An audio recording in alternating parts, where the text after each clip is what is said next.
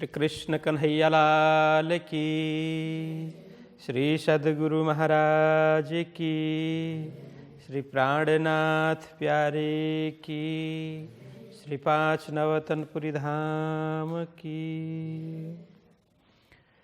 आनंदकंदम प्रभुदेवचंद्रम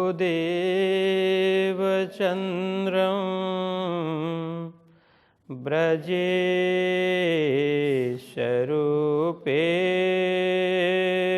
पुरापि जातं प्रविश्य प्राप्तं प्रियप्राणनाथं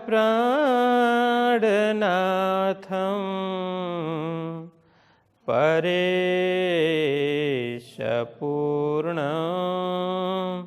सततं नमामि। ब्रह्मप्रियाजागरणाय जाता सर्वस्वपाता भवसिन्धुत्राता विज्ञानदाता निजधर्मधाता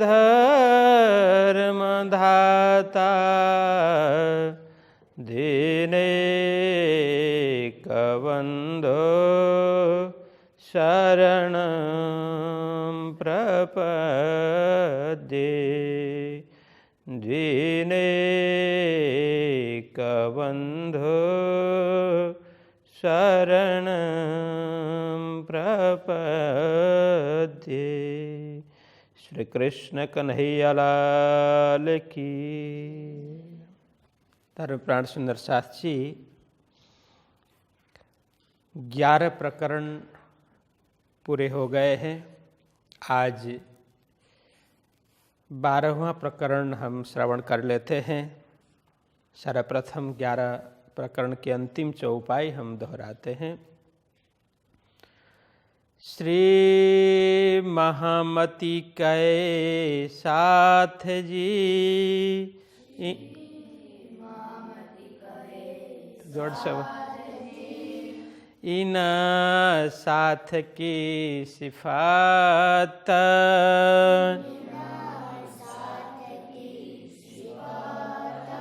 सो तो आगे होएगी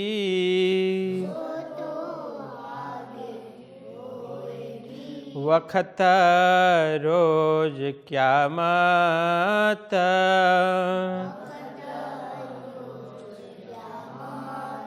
वक्त रोज क्या माता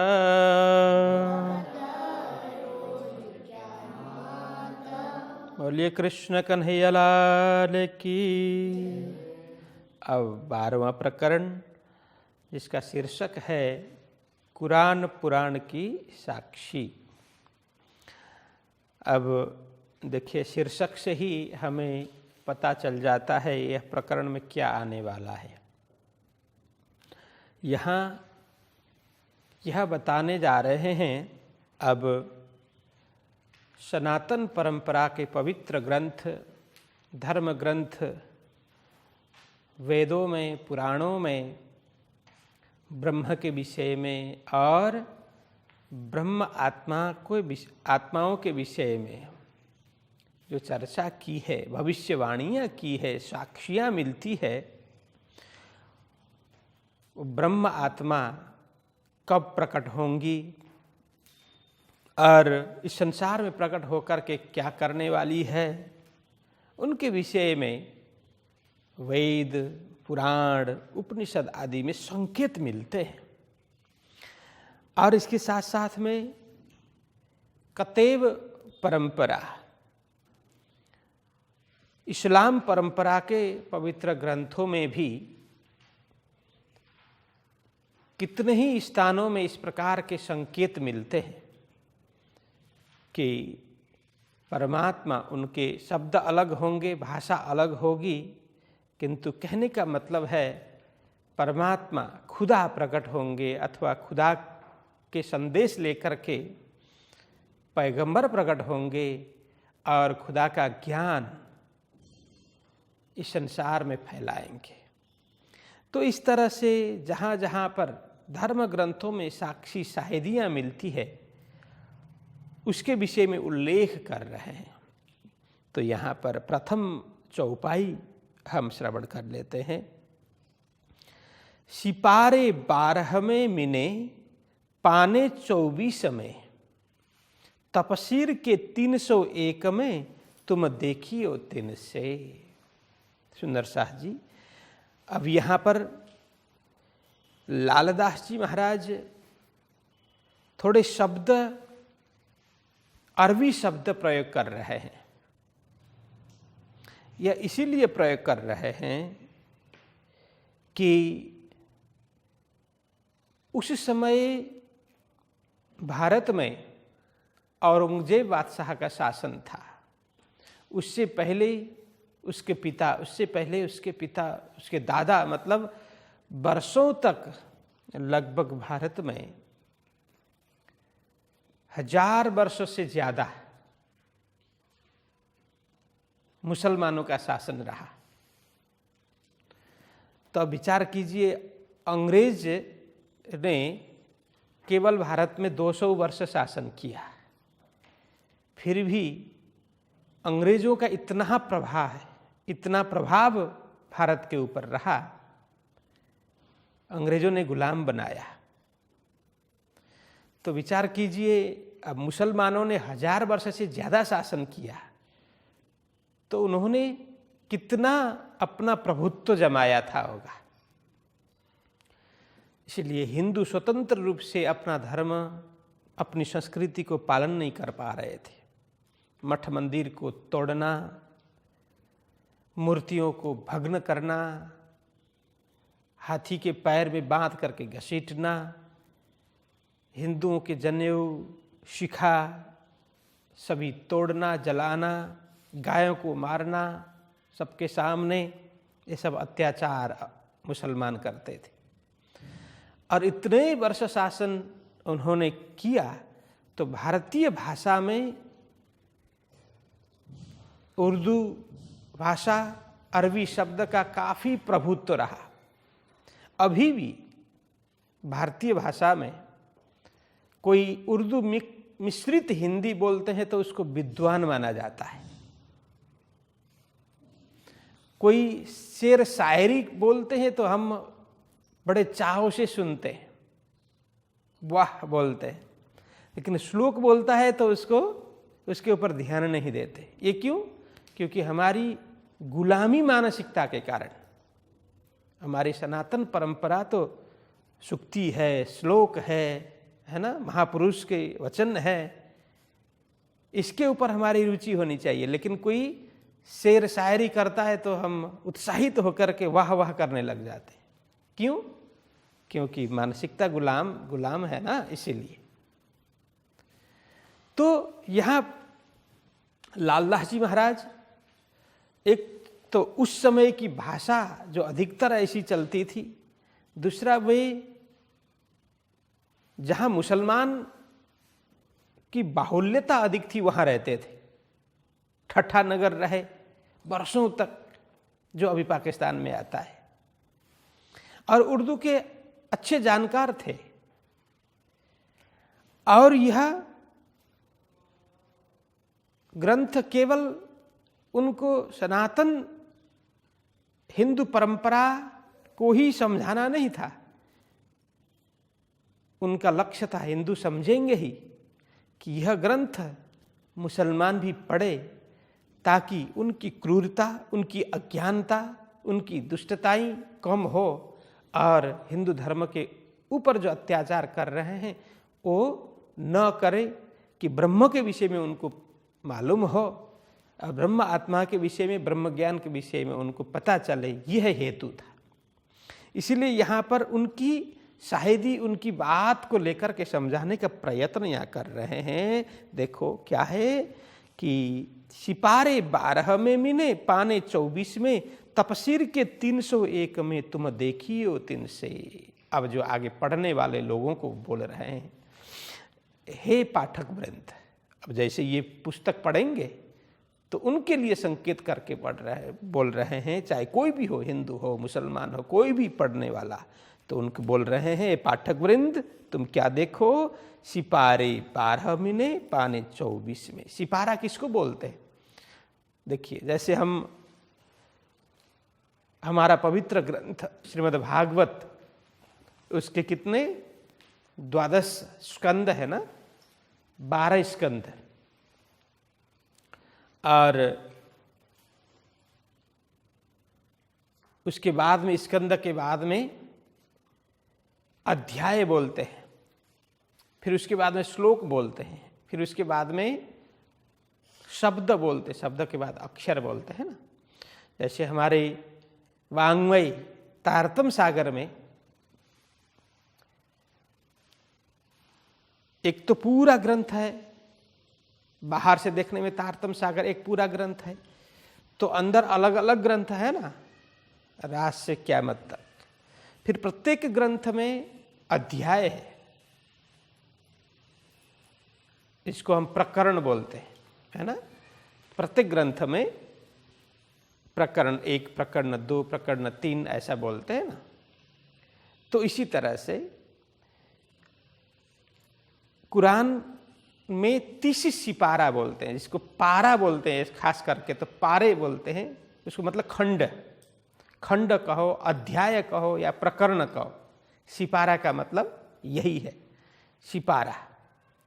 सिपारे 12 मिने, जो मुसलमानों के पवित्र ग्रंथ कुरान, जिसमें कुल 30 खंड है, उनमें से 12वें सिपारा, 12वें खंड में, 12वें अध्याय में वो पाने 24 में, पाना नंबर भी दिया, पृष्ठ नंबर 24। कुरान में टोटल कितना 30 खंड है, 30 अध्याय है, तो उसमें से 12वां अध्याय अथवा 12वां सिपारा 12वें खंड में तुम देखो, पाने 24 में, 24वां पृष्ठ में देखो, और तफसीर के 301 में, जैसे हमारे भागवत की टीका अलग अलग मिलती है ना, अलग अलग विद्वानों के द्वारा टीका की गई है, ऐसे ही कुरान की भी टीका की गई है। तो कुरान की टीका अनेक है, लेकिन उसमें सबसे महत्वपूर्ण और प्रामाणिक टीका मानते हैं हुसैन के द्वारा। एक मुसलमान विद्वान हुआ हुसैन, उसके द्वारा जो टीका की, मतलब व्याख्या की, टीका मतलब क्या, व्याख्या, उसके द्वारा व्याख्या की गई जो कुरान है, जिसको बोलते हैं हुसैनी तफसीर। देखो, तफसीर का मतलब वो अनुवाद है, व्याख्या है। सिपारा मतलब क्या है, अध्याय कहो, प्रकरण कहो, खंड कहो, कोई बात नहीं। तफसीर मतलब वो व्याख्या, टीका। हुसैन ने जो व्याख्या की उसको हुसैनी तफसीर बोलते हैं। तो हुसैनी तफसीर के 301 में, 301 पृष्ठ में देखना, ऐसा बोल रहे हैं, 301 पृष्ठ में देखना, तुम देखिए 3 से, बस वो दोनों ग्रंथ मिला करके देखना। एक तो कुरान के 12वें पारे, 12वें सिपारे, 12 अध्याय में 24वें पाना में, एक दूसरा हुसैन द्वारा की गई व्याख्या, जिसको हुसैनी तफसीर, तफसीर हुसैनी भी बोलते हैं, हुसैनी तफसीर भी बोलते हैं, उसके 301 पृष्ठ में तुम देखो तो क्या है, ये अलग अलग साक्षियाँ वहाँ मिलती है। तो आगे बोलते हैं, श्री देवचंद्र जी स्वरूप को हक्के दिया तारतम नूर, तिनका विस्तार क़यामत में होएगा बड़ा मजकूर। ये बोल रहे हैं लालदास जी महाराज, वो क्या क्या विषय वहाँ मिलते हैं। तो कहते हैं श्री देवचंद्र जी स्वरूप को, तो देवचंद्र जी महाराज को, या स्वरूप को मतलब देवचंद्र जी महाराज के स्वरूप कौन है? रू अल्लाह, श्यामा स्वरूप। देवचंद्र जी महाराज स्वयं श्यामा स्वरूप है, जिसको कुरान में रूह अल्लाह कहा। तो उन्हें हक़ दिया तारतम नूर, हक़ वो सत्य परमात्मा खुदा ने, उनका कहने का मतलब है हक़ मतलब वो सत्य परमात्मा ने क्या दिया? तारतम नूर, वो तारतम रूपी प्रकाश दिया। तारतम रूपी प्रकाश, इसको ब्रह्म ज्ञान कहा, वो प्रदान किया। कहाँ पर? जब उन्होंने साधना की 14 वर्ष भागवत श्रवण की निष्ठापूर्वक, तदुपरांत उन्होंने दर्शन प्राप्त कर लिया, साक्षात्कार हुआ और उन्हें ब्रह्म ने, परमात्मा ने तारतम रूपी प्रकाश और ब्रह्म ज्ञान रूपी प्रकाश प्रदान किया। तिनका विस्तार क़यामत में होएगा बड़ा मजकूर। बस ये प्रसंग जो सदगुरु श्री देवचंद्र जी महाराज की जीवनी, उनकी साधना और उन्होंने जो परमात्मा के दर्शन किए, परमात्मा के दर्शन प्राप्त करके जो ब्रह्म ज्ञान प्राप्त कर लिया, तारतम प्राप्त कर लिया, ये सारा प्रसंग का विस्तार क़यामत में होगा। मतलब आत्म जागृति के समय में, क़यामत कहने का मतलब है सृष्टि के अंतिम दिन, परमात्मा की सृष्टि का अंतिम दिन, जिसको क़यामत बोलते हैं मुसलमान लोग। खुदा के इस सृष्टि का अंतिम दिन, जिसको क़यामत बोलते हैं। लेकिन यह कहने का मतलब है आत्म जागृति जिसकी हो गई, बस उन लोगों के लिए यह अत्यंत महत्वपूर्ण प्रसंग होगा, होएगा बड़ा मजकूरा। मजकूर मतलब बातें, मजकूर मतलब वो बात, वो चर्चा बड़ा विशिष्ट होगा। मतलब चर्चा बहुत ही गहन चर्चा होगी, विशिष्ट चर्चा होगी। वो बात, वो प्रसंग, यह बातें मतलब वो प्रसंग, देवचंद्र जी महाराज की जीवनी का प्रसंग, उन्हें परमात्मा के प्राप्त होने का प्रसंग, ब्रह्म ज्ञान के प्राप्त होने का प्रसंग, वो आत्म जागृति के समय में, क़यामत की घड़ी में बहुत चर्चा होगी। ये सभी प्रसंग उसमें संकेत रूप में लिख दिया है। अब भाषा अलग है, जैसे हम परमात्मा बोलते तो लोग खुदा बोलते हैं, अल्लाह बोलते हैं, हक बोलते हैं, है ना। हम श्यामा बोलते हैं, मतलब आह्लादिनी शक्ति बोलते हैं, परमात्मा की शक्ति, आनंद स्वरूपा शक्ति, यह रूह अल्लाह बोलेंगे, है ना, अल्लाह की रूह। और हम प्रकाश बोलते हैं तो लोग नूर बोलते हैं।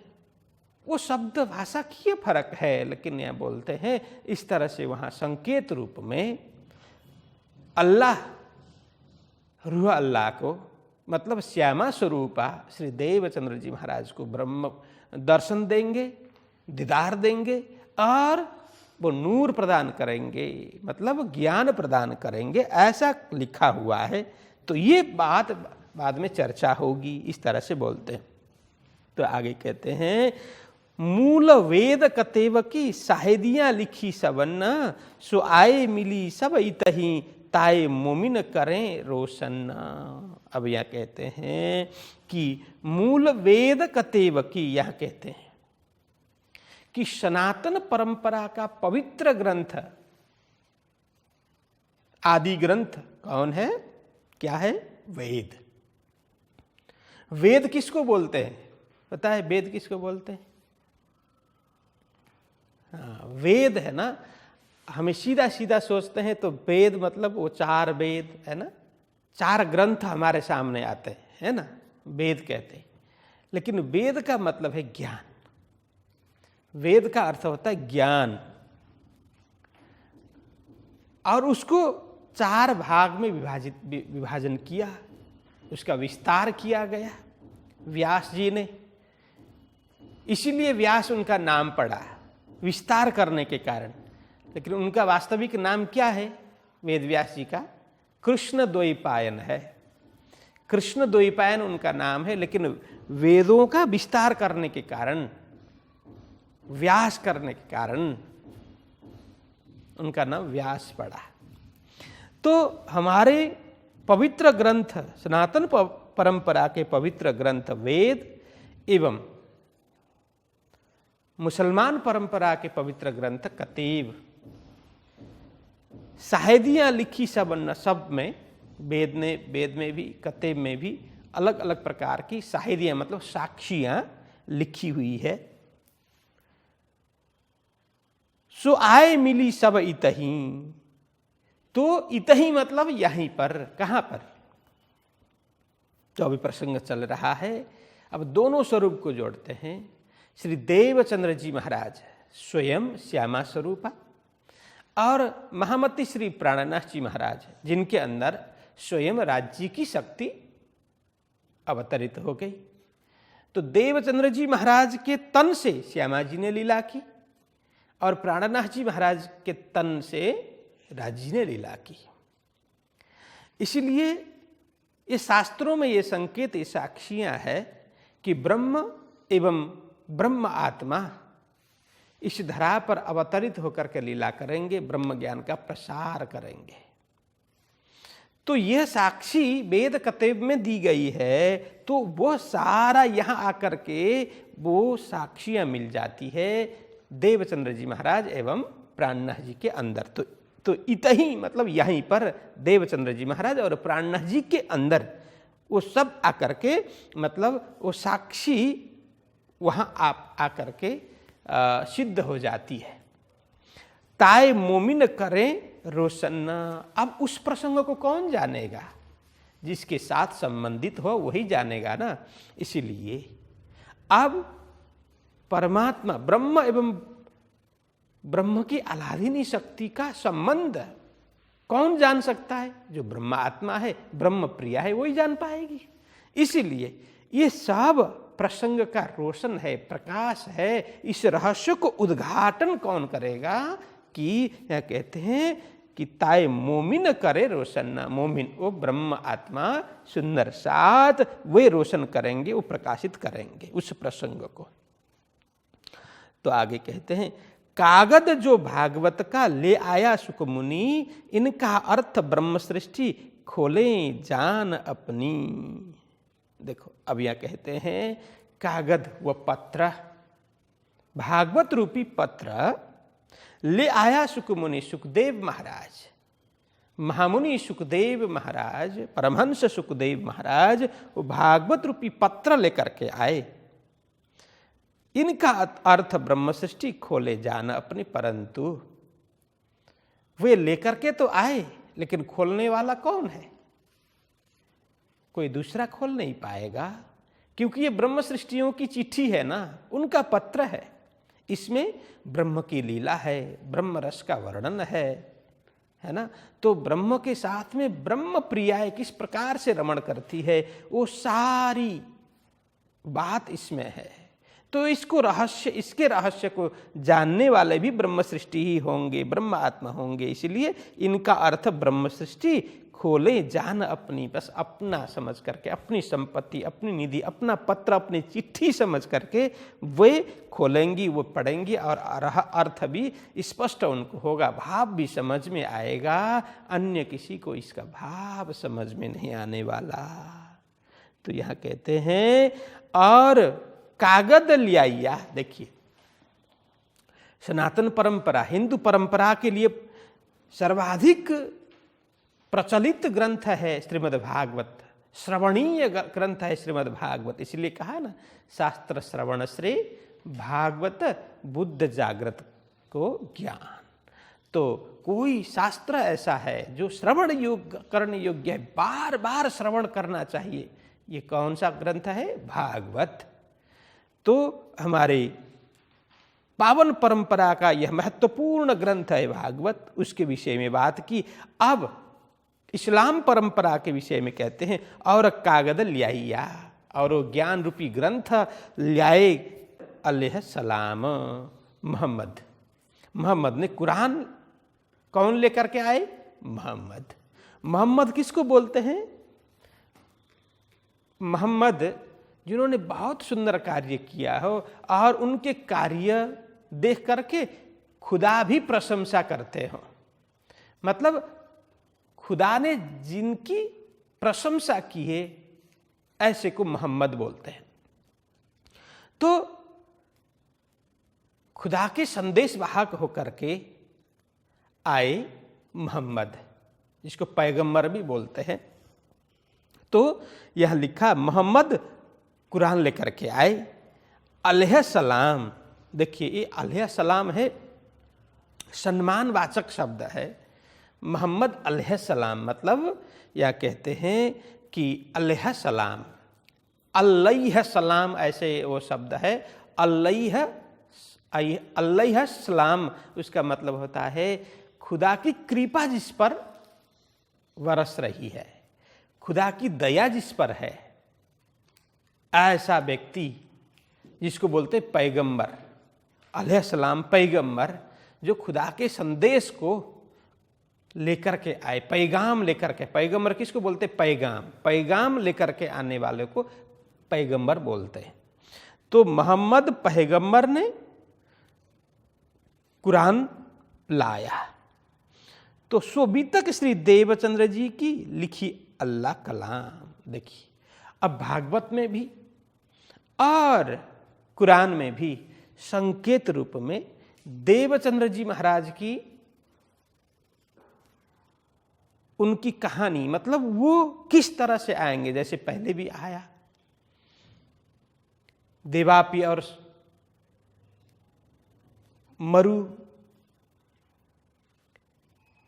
देवापी संतनुर्भ्राता मरु, मरु और संतनु के भाई देवापी, ये दोनों तपस्या कर रहे हैं और बाद में ये आकर के धर्म की स्थापना करेंगे। उनके अंदर बैठ करके उनके जीव में कौन? स्वयं राजी और श्यामा जी उनके अंदर प्रवेश होकर के लीला करेंगे। ऐसे पहले आया था ना, तो वही आप देखिए संकेत है ये। इसी तरह से संकेत मिलते हैं। तो देवचंद्र जी महाराज और प्राणनाथ जी के इस प्रकार के संकेत मिलते हैं भागवत में भी और कतेब में भी। यहाँ वही लिख रहे हैं सोबीतक श्री देवचंद्र जी की लिखी अल्लाह कलाम। बस अल्लाह के वह कलाम में ऐसा देवचंद्र जी महाराज और प्राणनाथ जी की बीतक लिखी गई है। जन्म से आखर लगा जो लो मोमिन पहुँचे धाम, सो सारी हकीकत इनमें सब पूरे मनोरथ काम। ये छठी चौपाई में अब बोलते हैं जन्म से आखर लगा, प्राकट्य से सदगुरु श्री देवचंद्र जी महाराज के प्राकट्य से लेकर के जो लोग मोमिन पहुँचे धाम। अब जब तक यह लीला चलेगी और जब मोमिन ब्रह्म सृष्टि सुंदर सात परम धाम जागृत हो जाएंगी, तब तक ये पूरी कहानी सो सारी हकीकत इनमें, ये दोनों ग्रंथों में संकेत रूप में मिलते हैं। सब पूरे मनोरथ काम। बस ब्रह्म आत्मा इस संसार में खेल देखने के लिए आई। उनकी कामना क्या थी? खेल देखें। राजी से यही कामना करके आए थे ना, हम खेल देखेंगे, माया का खेल देखेंगे, जिद करके आए थे। तो अब ये पूरा प्रसंग इस तरह से संकेत रूप में लिखे हुए मिलते हैं।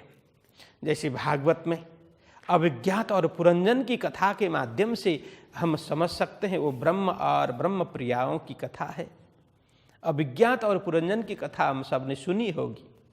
अभिज्ञात और पुरंजन साथ साथ में रहते थे। तो एक बार पुरंजन ने कहा कि मुझे बाहर किसी दूसरे प्रदेश में, दूसरे शहर में जाना है। तो अभिज्ञात बार बार रोकता है कि भाई हमारा शहर बड़ा सुंदर है, इससे बढ़िया शहर अन्य कहीं भी नहीं है, यहाँ जो सुख है अन्य कहीं भी सुख नहीं है। लेकिन पुरंजन मानता नहीं है, नहीं मैं तो जाऊँगा। तो अभिज्ञात को भी बोलता है आप भी चलो। अभिज्ञात बोलते नहीं मुझे नहीं जाना है, यदि तुम जाना चाहो तो जाओ लेकिन जल्दी लौट करके आना। पुरंजन बोलता है हाँ ठीक है मैं जाऊँगा, लौट करके आऊँगा, देख करके आ जाऊँगा। तो बाहर निकलता है, बहुत स्थान में घूमता फिरता है, कहीं उसको अच्छा नहीं लगता।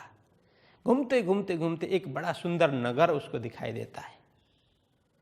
तो उस नगर के अंदर प्रवेश कर जाता है, बड़ा द्वार होता है, उसके अंदर प्रवेश करता है। अंदर जाते ही एक बहुत अच्छी सुंदर कन्या उसको दिखाई देती है।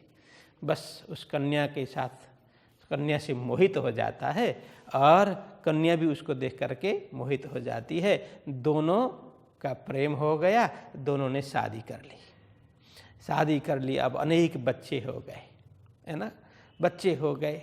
अब धीरे धीरे पुरंजन वृद्ध होने लगा। अब वृद्ध हो गया तो उसको कोई सैनिक आकर के आक्रमण करते हैं। उसको स्वयं मरने का डर नहीं, लेकिन वो पुरंजनी है जिसके साथ विवाह उसने किया, उसका बहुत मोह है। अरे मैं मर जाऊंगा तो ये कैसे जीवित रहेगी, ये तो तड़प तड़प करके मर जाएगी, कितनी दुखी होगी करके वो बार बार चिंता करने लगा। करते करते करते अब वो अनेक सैनिक थे, आकर के उसको मार ही डाला। तो मर गया। मरने के बाद में वो एक महिला का रूप धारण कर लेता है दूसरे जन्म में। तो किसी राजा की पत्नी, रानी बन जाता है। अब राजा भी मर गया। अब तो हाय हाय करके चिता में, पहले तो क्या सती प्रथा थी ना, जो पति मर जाता है तो उसी चिता में पत्नी को भी मरना होता था। आत्मदाह मतलब वो चिता अग्नि जल रही, उसी में बैठ करके अपने शरीर को जलाना होता था, उसको सती प्रथा बोलते हैं। तो वो भी चिता में बैठ गई वो रानी के रूप में। तो इधर अभिज्ञात ने देखा, भाई ये तो गड़बड़ हो रहा है, मेरा मित्र ये हाल है इसका। फिर गया ब्राह्मण का वेश, संत का वेश धारण करके, कि बोलता है मित्र क्या कर रहे हो?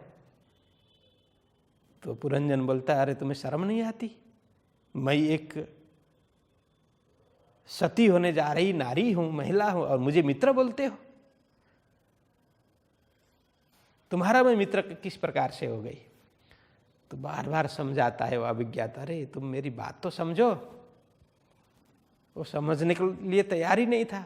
खूब समझाया, थोड़ी देर तो मेरी बात सुनो, पूरी कहानी सुनाता है। भाई ऐसा ऐसा ऐसा है, तुम और हम साथ में रहते थे, तुमने जिद की, संसार में आए खेल देखने के लिए, दरबार में प्रवेश किया। ये मनुष्य रूपी शरीर ही है, दरबार है। अन्य योनि, अलग अलग दरबार है, अन्य योनि, अलग अलग नगर, वहाँ गया तो तुम्हें अच्छा नहीं लगा, इसलिए मनुष्य जन्म तुम्हें मिला, तो उसमें तुम्हें अच्छा लगा, तो तुमने वो बुद्धि रूपी पुरंजनी से शादी कर ली, उसी के चक्कर में फंस गए। तो इस तरह से अब फिर वो मलयाध्वज के जो राजा है उसकी रानी के रूप में तुम्हारा जन्म हुआ। ये तो शरीर का जन्म हुआ, लेकिन वास्तव में तो तुम मेरे मित्र हो। अलग अलग नगर में अलग अलग पूर, शरीर रूपी पूर में रमण करने के कारण, रंजन करने के कारण तुम्हारा नाम पुरंजन हुआ। और मुझे कोई जानता नहीं है, इसलिए मैं अभिज्ञात हो गया। तो हम तो शाश्वत मित्र है, हमारा शाश्वत संबंध है, तुम जागो। तो पूरा उसको घटना याद आ गई। अरे मैं तो सारा तो नाटक ही देख रहा था, कुछ है ही नहीं, तो जाग जाता है। देखिए ये भागवत में ऐसी कथा है। तो ये ब्रह्म आत्माओं की कथा है। तो इस तरह से कथाएं मिलती है। तो यहाँ यही कह रहे हैं कि पूरी जो खेल की मनोकामना है, खेल देखने की चाह है, वो सारा पूरा कर देंगे। तो 120 वर्ष लो करी दज्जालसों जोर, यहाँ लो इनसे लड़ा करके बड़ा शोर। तो यहाँ कहते 120 वर्ष लो। अब देखिए ये 120 वर्ष की बात कतेब में, कुरान में लिखा है। तो इसमें इस तरह से इसको घटित करते हैं कि 120 वर्ष मतलब देवचंद्र जी महाराज का प्राकट्य 1638, वहाँ से ये लेते हैं। 1638 से लेकर के 1758 तक 120 वर्ष की ब्रह्मलीला की बात यहाँ पर वो जो वेद कतेब में लिखा गया है, उसको इस तरह से लालदास जी महाराज कहते हैं। 120 वर्ष इस तरह से ब्रह्मलीला होती है। कब से? देवचंद्र जी महाराज के प्राकट्य विक्रम संवत 1638 से लेकर के अब 1758 तक तो ये 120 वर्ष होते हैं। करी दज्जालसों जोरा, दोनों ने, किन्होंने? सदगुरु श्री देवचंद्र जी महाराज एवं प्राणनाथ जी महाराज, दोनों ने करी दज्जालसों जोरा, जोर मतलब संघर्ष किया, दज्जाल मतलब दुष्ट। दुष्ट कौन? माया। माया रूपी दज्जाल से, जो विपरीत सोच रखने वाले व्यक्ति भी वो दज्जाल है, माया है। जो धर्मानुकूल नहीं है, धर्म के विपरीत है, वो दज्जाल है, वो माया है। समाज का हित जो नहीं चाहता है, वो दज्जाल है, वो माया है। जो धर्म विरोधी तत्व जिसको बोलते हैं, धर्म विरोधी तत्व, आत्म जागृति में बाधा डालने वाला तत्व है, उसको दज्जाल बोला है। मतलब ये माया ही इस प्रकार की, मतलब धर्म विरोधी तत्व है। उससे देवचंद्र जी महाराज एवं प्राणनाथ जी महाराज ने खूब संघर्ष किया, युद्ध किया। यहाँ लो इनसे लड़ा करके बड़ा शोर। बस 120 वर्ष तक इन दोनों ने खूब लड़ाई लड़ी दज्जाल से, और दज्जाल ने भी अपना जोर फरमाया, खूब जोर लगाया, लेकिन इन दोनों महापुरुष ने दज्जाल के साथ युद्ध करके उसको परास्त किया।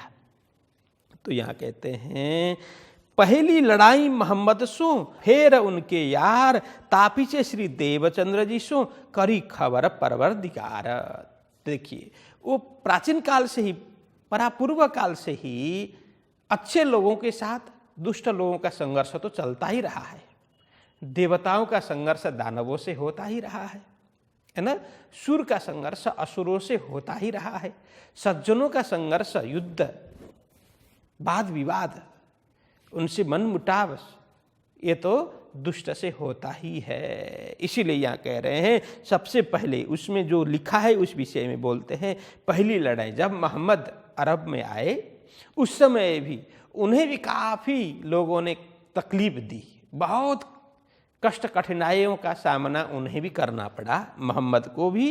फिर उनके यार मतलब साथी, जो मोहम्मद को साथ देने वाले साथियों के ऊपर भी दुष्टों ने काफ़ी अत्याचार किया, काफ़ी हैरान किया।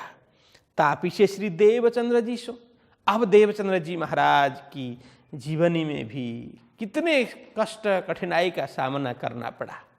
कई लोगों ने उन्हें साधना में खलल पहुंचाने का कार्य किया, कई लोगों ने ताना मारा, अनेक कष्ट कठिनाई का सामना उन्हें करने पड़ा। तो यहाँ पर भागवत श्रवण करते करते भी अलग अलग मतांतर के लोगों ने उन्हें काफ़ी परेशान किया, कभी कुछ छिद्र ढूंढते, कभी कुछ करते, कभी कुछ करते। देवचंद्र जी महाराज को भी बहुत सताया। यही प्रसंग बोल रहे हैं, करी खबर परवरदिगार। लेकिन जो सच्चे आत्मा होंगे, सच्चे इंसान होंगे, सच्चे आदमी होंगे, जो परमार्थ की ओर चल रहे हैं, साधना के पथ पर चल रहे हैं, उनके जीवन में कठिनाइयाँ तो आती है, लेकिन बोलते हैं करी खबर परवरदिगार, लेकिन परमात्मा उनकी सुधि ले लेते हैं, उनका खबर रखते हैं, वो सुरक्षा कर लेते हैं। यहाँ कहते हैं करी खबर परवरदिगार। इसी तरह से देवचंद्र जी महाराज को सताने वाले भी बहुत हो गए, लेकिन उन्हें परमात्मा ने खबर ली, परमात्मा ने उनकी रक्षा की, परमात्मा ने सारी सुरक्षा परमात्मा ने ही की। परवरदिगार मतलब वो पालनहार परमात्मा ने देवचंद्र जी महाराज की सुधि मतलब उनका खबर ले लिया, उन्हें ज्ञान दिया और अभय का दान भी दिया। श्री जी साहेब जी और गिरहसों लड़ा इन दरमियान, बीच बिहारी जी के बैठ के किया बड़ा कुफरान। अब यहाँ आगे कहते हैं, जब प्राणनाथ जी महाराज की जीवनी शुरू हो गई तो उनसे भी यह अनेक दुष्ट लोग लड़ते रहे, और उनके साथी सुंदर साथ से भी खूब संघर्ष कर, वो दुष्टों का संघर्ष चलता रहा। गिरोह मतलब जमात, उनसे भी सुंदर साथ रूपी जमात, प्राणनाथ जी के साथ में रहने वाले वो जमात से भी, सुंदर साथ से भी वो माया रूपी दज्जाल दुष्टताएं लोगों की नहीं गई। खूब दुष्टों ने दुष्टताएं की, लड़ा इन दरमियान, इस समय के बीच में खूब संघर्ष किया, युद्ध किया। बीच बिहारी के बैठ के किया बड़ा कुफरान। तो प्राणनाथ जी के जीवन में भी अनेक प्रसंग आए माया से युद्ध करने का, लेकिन यह एक प्रसंग उद्घाटन करते हैं कि बिहारी जी ने भी उन्हें काफ़ी सताया। बिहारी जी के अंदर में भी वही कुफरान, वो दुष्टताई, वो माया की शक्ति बिहारी जी महाराज के अंदर भी बैठी और उन्होंने भी प्राणनाथ जी महाराज को खूब सताने का कार्य किया। तो यहाँ ये कहना किया बड़ा कुफरान, मतलब उन्होंने भी खूब दुष्टताएं की, लेकिन प्राणनाथ जी महाराज अपने लक्ष्य से कभी विचलित नहीं हुए। तो इस तरह से यहाँ कहते हैं। और आगे कहते हैं, इन सारों की शाहिदी लिखी अल्लाह कलाम, सो मोमिन बितक अपनी आगे खोले खलकाम। ये संपूर्ण बातें कहीं कहीं शाहिदी के रूप में, शाहिदी मतलब साक्षी के रूप में कुरान में भी लिखा हुआ है। सो मोमिन बितक अपनी आगे खोले खलक आम, वह मोमिन बितक अपनी, ये संपूर्ण प्रसंग वो मोमिन सुंदर साथ अपनी बितक समझ करके आगे खोले खलक आम, आम खलक, ये दुनिया के सामने, संसार के सामने, विश्व के सामने स्पष्ट कर देंगे, इसके रहस्य को खोलेंगे। विरोध सारा विश्व का, भागत इन बितक का, सबको पहचान हो गई पहुँची कदम हक का। देखिए अब ये चौपाई याद कर लेना, हाँ ये अच्छी चौपाई है, 11वीं चौपाई। तो यह कहते हैं, अब यह वेद कतेब की साक्षी के बाद और सदगुरु श्री देवचंद्र जी महाराज की जीवनी, प्राणनाथ जी महाराज की जीवनी, ब्रह्म लीला का प्रकट होना, ब्रह्म ज्ञान का प्रकट होना और ब्रह्म प्रकाश सभी जगह फैलना, ये सारा प्रसंग सुंदर साथ अपना समझ करके फैलाएंगे। उससे क्या होगा, उस वितक से क्या होगा? तो यहाँ कहते हैं विरोध सारा विश्व का। देखिए अलग अलग प्रकार के विरोध चल रहे हैं ना, भाषा का विरोध, भेष का विरोध, धर्म का विरोध, भगवान का विरोध, मठ मंदिर का विरोध, तुम्हारा ये भगवान, हमारा ये भगवान, तुम्हारी ये भाषा, हमारी ये भाषा, तुम ये जाति के, ये हम ये जाति के, तुम ये वर्ण के, हम ये वर्ण के। तो ये वर्ण वर्ग, ये धर्म भाषा अलग अलग रूप में हम विभाजित हो रहे हैं, विरोध हो रहा है, संघर्ष चल रहा है। यदि इस ब्रह्म ज्ञान को जो सही ढंग से समझेगा तो कहते विरोध सारा विश्व का, ये संपूर्ण विश्व में जो विरोध चल रहा है, संघर्ष चल रहा है, मतभेद हो रहा है, मन भेद हो रहा है, वो सारा मिट जाएगा। भागत इन वितक, बस परमात्मा तो एक है, जुदे जुदे नामे गावहीं, जुदे जुदे भेख अनेक, जिन कोई झगड़ो आप में धनी, सबों का एक परमात्मा तो सबके एक तो है। जब ये बात समझ में आ जाएगी तब ये संघर्ष सारा शांत हो जाएगा, सबको पहचान हो गई, बस स्वयं की भी पहचान होगी, बस ब्रह्म की भी पहचान होगी, इस जगत की भी पहचान होगी, जगदीश्वर की भी पहचान होगी। पहुँचे कदम हक, बस स्वयं को जान लिया, स्वयं को पहचान लिया, परमात्मा को पहचान लिया और ज्ञान से पहचान हो गई, प्रेम से प्राप्त कर लिया, बस फिर तो परमात्मा का चरण दूर नहीं है, परमात्मा के चरण में सारे पहुंच जाएंगे। पहुंचे कदमों हक, चरणों में, परमात्मा के चरणों में पहुंच जाएंगे। सेवे सब मोमिन को पहचान के निस्बत, भूल माने अपनी वक्त हुआ क्यामत। देखिए अब जब ये ज्ञान प्राप्त होगा तो क्या होगा, सेवे सब मोमिन को, बस इस ब्रह्म ज्ञान के अधिकारी जो मोमिन है, सुंदर साथ है, उनकी सेवा सारे मिलकर के करेंगे। सेवे मतलब सेवा करेंगे, बस आत्मज्ञान होने पर, जागृति होने पर वो सबकी सेवा करेंगे। मोमिन की पहचान के निस्बत, अरे ये तो अपनी सखी है, अपनी आत्मा है, परमधाम की आत्मा है, धाम की आत्मा, ऐसा मान करके फिर आपस में प्रेम भी बढ़ेगा और संबंध, अपने संबंध जान करके खूब सेवा करेंगे। भूल माने अपनी, बस अभी तक अज्ञान की नींद में, अज्ञान की दशा में हम सो रहे थे, ऐसा ज्ञान होने पर फिर भूल मानकर बस चाहता पर इतने दिन तक तो हम सोए रहे, अज्ञान की दशा में सोए रहे। और जिन्होंने दुष्टताएं की है, जिसके अंदर कुफर था, बस वो भी जब जागृत हो जाएंगे, उनके दिल में प्रकाश पहुंचेगा, उनको छर्लंग हो जाएगा, फिर उनको भी लगेगा कि अरे हमने क्या दुष्टताएं की, व्यर्थ में समय बिताया, व्यर्थ में शक्ति व्यर्थ हमने व्यय की, और इस तरह से पश्चाताप करेंगे। भूल माने अपनी बखत हुआ क्यामत, बस आत्म जागृत जब होने के बाद फिर अपनी भूल मानेंगे, पश्चाताप सारे करेंगे। सिताबी चारों खूंट में पसर गही पहचान, तब सब कोई दौड़िया ले ले के ईमान। बस वो अभी तक उस ऊपर से चल रहा है, ये वितक क्या करने वाला है, ये पहचान जब ब्रह्म ज्ञान प्राप्त होगा तो क्या होगा, सितावी चारों कूट में जब इस प्रकार से प्रकाश फैलेगा, प्रेम की बात पता चलेगी, ब्रह्म ज्ञान की बात पता चलेगी, तो सितावी शीघ्र शीघ्र जल्दी जल्दी, सितावी मतलब चारों कूट में, चारों दिशा में पसर गई पहचान, बस ब्रह्म की पहचान होगी, ब्रह्म आत्मा की पहचान होगी, ब्रह्म ज्ञान की पहचान हो जाएगी। तब सब कोई दौड़िया, तब तो सब दौड़ेंगे, सब बातें होगी, चारों तरफ चर्चा होगी। तो ब्रह्म आ गई, ब्रह्म ज्ञान आ गया, ब्रह्म आत्मा सब प्रचार कर रही है, तो उसको लेने के लिए चारों ओर से और लोग दौड़ेंगे। तब सब कोई दौड़िया ले के ईमान, बस विश्वास लेकर के, आस्था विश्वास लेकर के दौड़ेंगे उस ज्ञान को प्राप्त करने के लिए। तो श्री देवचंद्र जी स्वरूप की मूल जन्म की बीतक का संबत 1638 से 1752 लो हक, तो यहाँ बोलते हैं। तो देवचंद्र जी महाराज की बीतक है, मतलब श्यामा स्वरूप की बीतक मूल जन्म की, जन्म से प्राकट्य से लेकर के, यहाँ संबत भी बता दिया कि मूल जन्म कब, संमत 1638 से, विक्रम संमत 1638 से लेकर के 1752 लो हक। अब यहाँ 110 वर्ष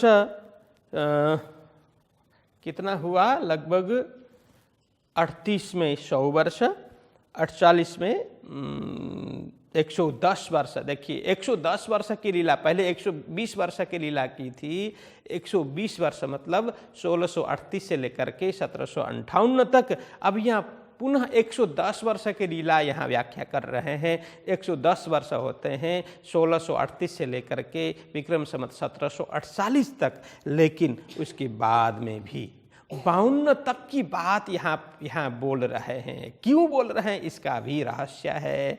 यहाँ कहने का मतलब प्राणनाथ जी महाराज से विक्रम संवत 1748 तक में ब्रह्मवाणी का अवतरण पूरा हो चुका है, इसलिए 48 तक ये संवत लेते हैं। लेकिन 1752 तक उन्होंने लीला की, मतलब 51 तक लीला की, फिर यहाँ 52 क्यों बोल रहे हैं। कहने का मतलब प्राणनाथ जी महाराज कहते हैं, इल्मी लोग, ज्ञानी लोग ऐसा बताते हैं कि उनको गुम्मट जी में पधराया गया। तो गुम्मट जी में पधराने के बाद भी लगभग 4 महीने तक वो किन्हीं किन्हीं ऐसे ब्रह्म आत्माओं से प्रत्यक्ष रूप से बातचीत करते रहे, वो दर्शन देते रहे, बातचीत करते रहे। इसीलिए यहाँ उस संबत को लेते हैं। 1752 लो हक, यहाँ स्पष्ट बताते हैं मास आसो सुदी चतुर्दशी, ठीक है, मास आसो सुदी चतुर्दशी। प्राणनाथ जी महाराज आषाढ़ कृष्ण चतुर्दशी में उनका अंतर्ध्यान लीला होती है, उनकी धामगमन होता है। इत माह सुदी 14, लेकिन माघ शुक्ल 14 तक, माघ शुक्ल 14 तक, ये विक्रम संवत 1752 माघ शुक्ल 14 तक वे सुंदर साथ से बातचीत करते रहे, किन्हीं को दर्शन भी देते थे, बातचीत भी करते थे। इसलिए उनका प्रत्यक्ष उपस्थिति ऐसे विक्रम संवत 1752 माघ शुक्ल 14 तक मानते हैं। इसीलिए यहाँ कहा इत महासुदी 14 बरस 110। देखिए यहाँ स्पष्ट बता दिए 110 ऊपर मास 4 सरस, 110 से अधिक 4 महीना तक उनकी लीला होती रही। सो सब में जाहिर भई छिपी न रही लगार, अब दिन क्यामत के इनसे करी जाहिर परवरदिगार। तो यहाँ कहते हैं सो सब में जाहिर भई, उनकी लीला ब्रह्म ज्ञान ब्रह्म लीला सब में जाहिर हो गई। छिपी न रही लगार, जरा भी किंचित मात्र, लगार मतलब थोड़ा भी कहीं छिप करके नहीं रही। दिन क्यामत के इनसे करी जाहिर परवरदिगार, बस दिन क्यामत के इनसे, किनसे, इन 2 महापुरुष सदगुरु जी और प्राणनाथ जी महाराज, उनसे ये संबंधित है कि क्यामत के घड़ी में ऐसे ऐसा ज्ञान प्रकट होगा और उस ज्ञान की इतनी आवाज आएगी तो उससे ना वो अज्ञान रूपी जो अंधकार है वो रुई की भांति उड़ जाएंगे। इस तरह से प्रकाश प्रकट होगा तो जितना भी घोर अंधकार होगा वो नाश हो जाएगा। ज्ञान प्रकट होते ही अज्ञान दूर हो जाएगा। तो ये कहा है क़यामत की घड़ी में ऐसा होगा करके बताया। तो ये दोनों महापुरुषों से आकर के ये बात मिलती है। करी जाहिर परवरदिगार, बस परवरदिगार वो पालनहार परमात्मा ने यह ज्ञान जाहिर कर दिया किनके, सदगुरु जी और प्राणनाथ जी के माध्यम से। और सारे लोगों के दिल में जो अंधकार है, कुफर है, वो नष्ट हो गया, वो भाग गया। मशरक और मगरब से दौड़ी आवत खलक, ताको नियत माफक दीदार पावत हक। यहाँ कहते हैं मशरक और मगरब से, मशरक बोलते हैं पूर्व, मगरब बोलते हैं पश्चिम। जैसे मुसलमान लोग की भाषा है यह कि मशरक बोलते हैं पूर्व और मगरब बोलते हैं पश्चिम। क्यों कहा पूर्व पश्चिम?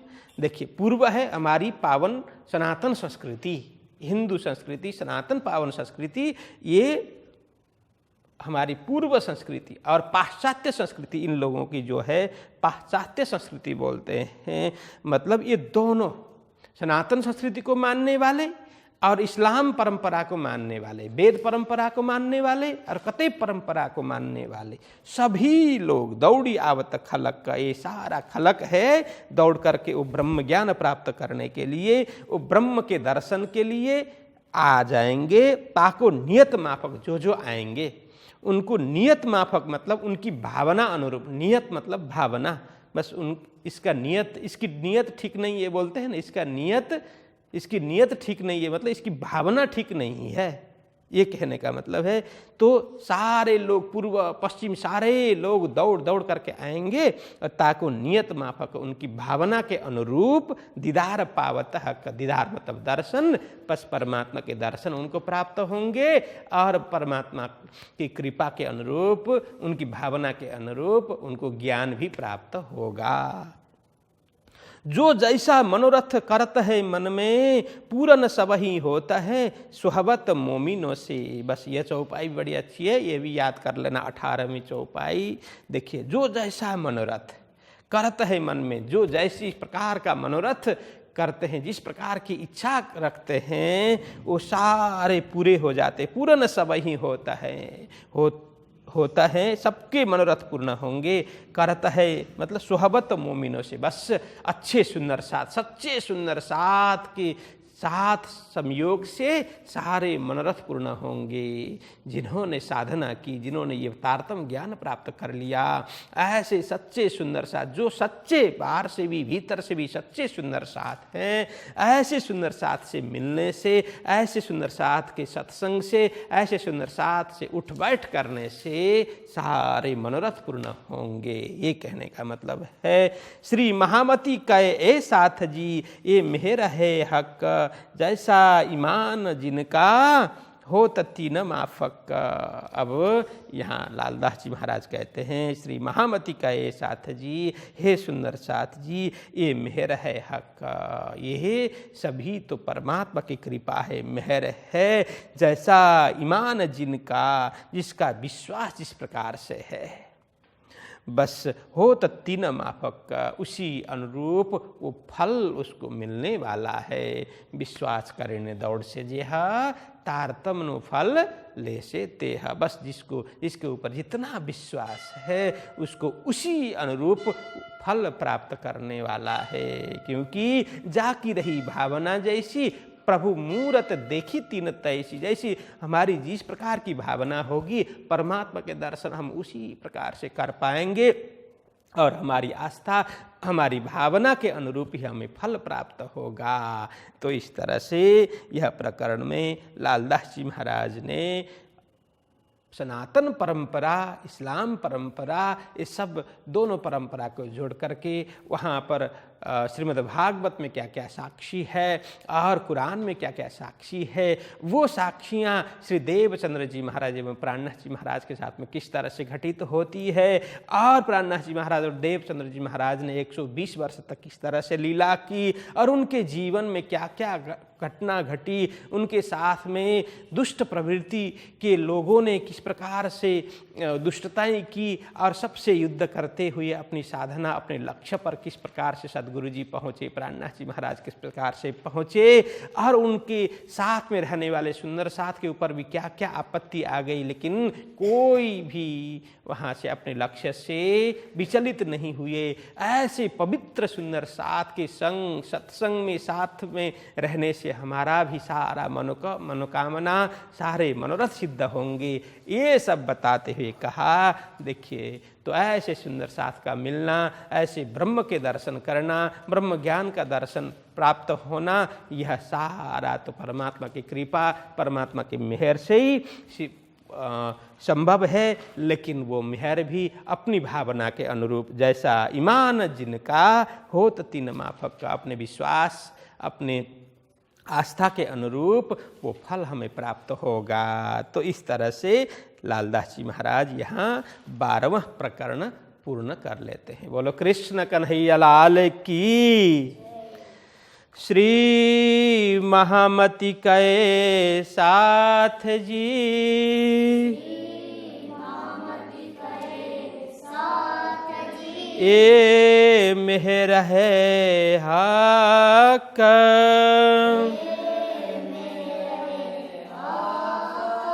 जैसा ईमान जिनका होता तिन माफक,